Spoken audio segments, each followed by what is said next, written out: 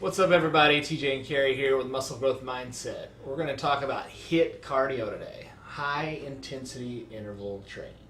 So it's a big deal. I think a lot of people are into this right now, and they should be. So, what is HIT, high intensity interval training? What does that mean? So high intensity interval training, to be precise, is to get your heart rate to above 85% of maximum and hold it there for a period of time. It varies between 10 minutes or 10 seconds and 1 minute with rest breaks, which that also can vary. The science shows that the breaks don't matter as much about the time period. The important part is getting a maximal effort, is getting the 85% of your maximal heart rate up.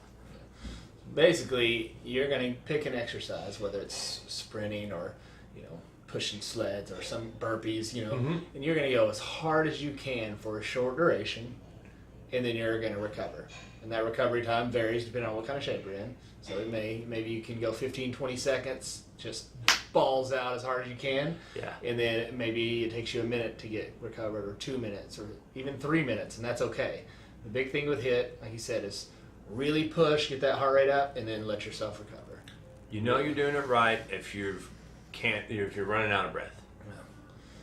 A lot of people, have some of my clients do HIT, and they do interval training. They don't do high intensity interval training. And that's the thing. This is something you can do for a very short duration overall, get some great results, which we're going to get into, but you have to push yourself.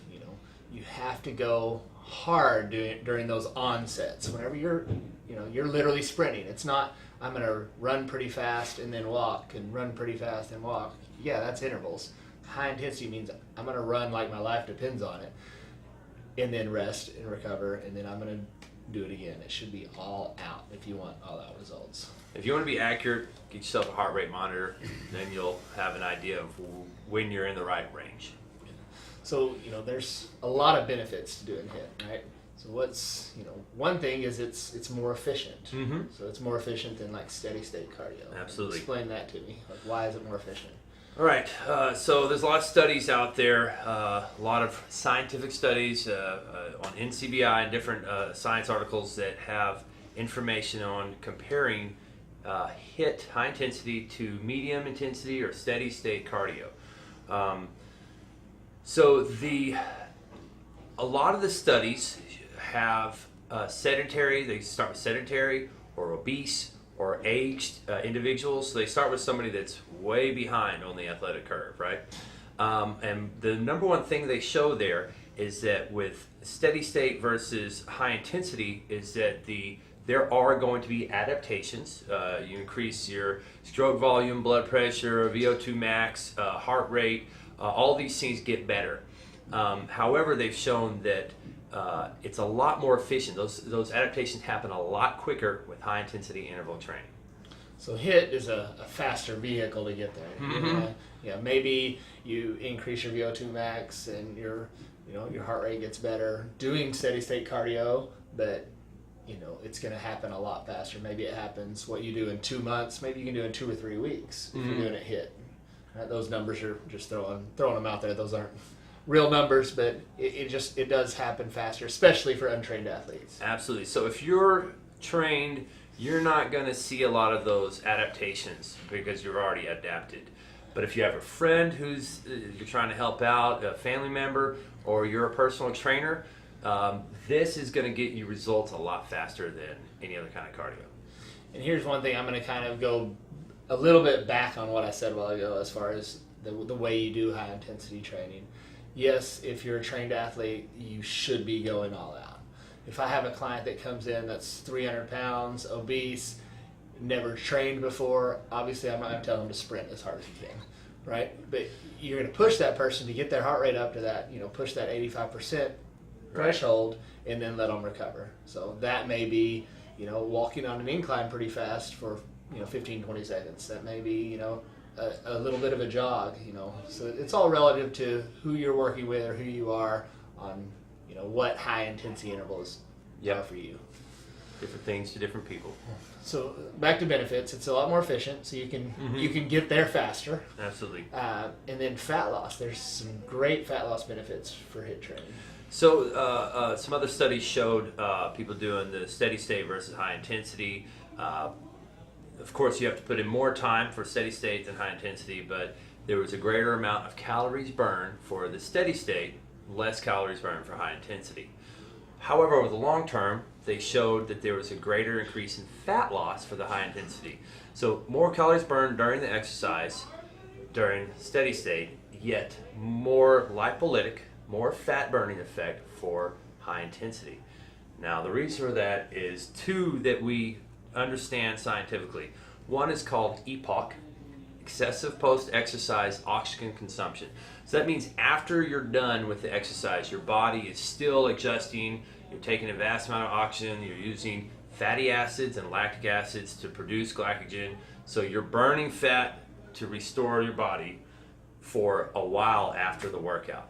The other thing is that it increases growth hormone, and as we know, growth hormone is very lipolytic, fat burning, and so throughout the day you're going to burn more fat doing your day-to-day activities than you would from doing steady state cardio.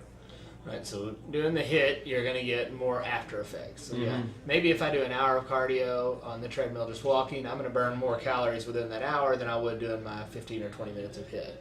But for 2, 3, 4, 5 hours after I do HIIT, I'm still burning extra calories. I'm still burning more body fat.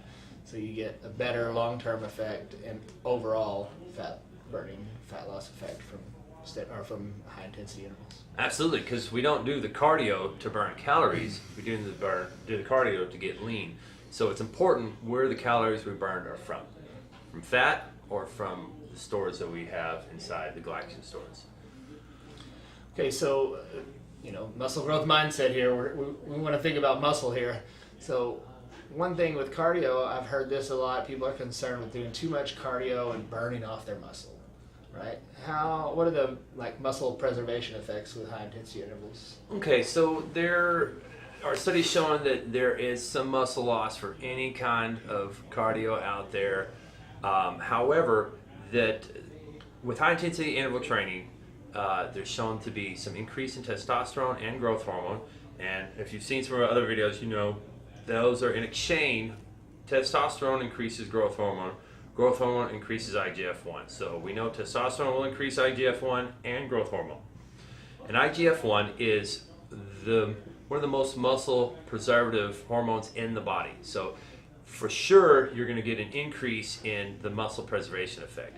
Cortisol is increased for cardio. There's a much lower increase in the cortisol in high intensity training than in steady state, long or medium cardio. Yeah, and I think there's been studies that have shown during long duration cardio that really will increase cortisol levels. So these people that run for hours, marathon, training for marathons and distance athletes like that, it's a long time steady state cardio that their cortisol levels are through the roof, and it's really hard to build muscle. It's really hard to maintain muscle whenever your cortisol levels are elevated. So if we can control that, keep those levels down, keep the growth hormone, IGF up, I think we're in a good spot to preserve muscle. Yep. And build muscle. Another factor there is whether you're enhanced or not, whether you're taking drugs, steroids or supplementing with growth hormone, things like that. Obviously, if you're taking steroids, you're going to be in a lot better position to preserve muscle. So you can get away. That's why a lot of the bodybuilders can get away with a lot of steady state cardio because they're supplementing. So it's gonna be hard to lose that muscle even if they try. So that's a big X factor here. But definitely for a natural athlete, this is huge benefits. Yeah. So, but it's still a lot of benefits for the non-naturals as well.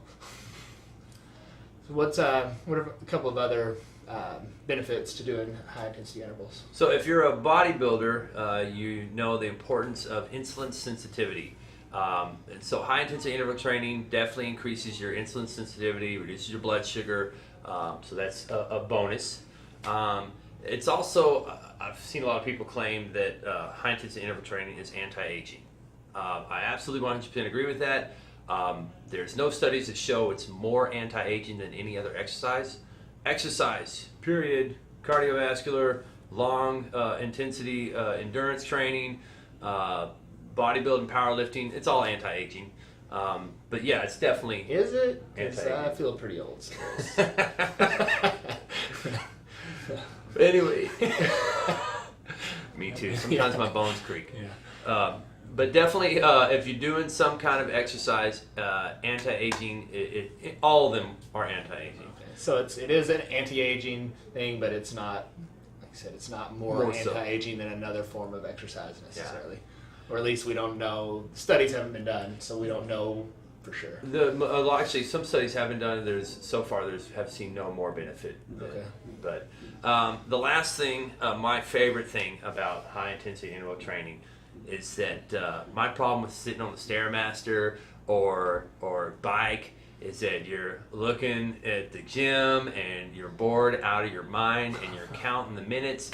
And when you're doing high intensity interval training, the hard part is not counting the minutes. The hard part is getting through the ball busting time. Yeah.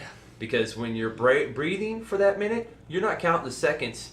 You're like, please give me a little more time. I can't catch my breath. So you're definitely not bored during interval training at all. Yeah, there's a lot of ways we can do it to change it up. There's a lot of variety. Mhm. I think a lot of people like that, doing different things rather than just being stuck on a treadmill. For me, I would much rather, some of it sucks, it's hard, but I'd much rather do plyometrics or do sleds or do something like that and, just knock it out. Like I said, we can do it 15, 20, 25 minutes rather than an hour of just walking on the treadmill. Yeah. It's kind of boring. Yeah. So, how about timing for HIIT? Is there a better time or worse time, or does it matter when we do HIIT cardio? Because I know there's a lot of people do fasted cardio, the steady state fasted cardio. What about HIIT? Is there a benefit to doing that fasted, or is there a better time to do that? So when you're not so worried about your diet for HIIT, there's, I would say space it out would be a good one. I mean, you're going to get a lot more benefits from doing HIIT on the opposite end of the day.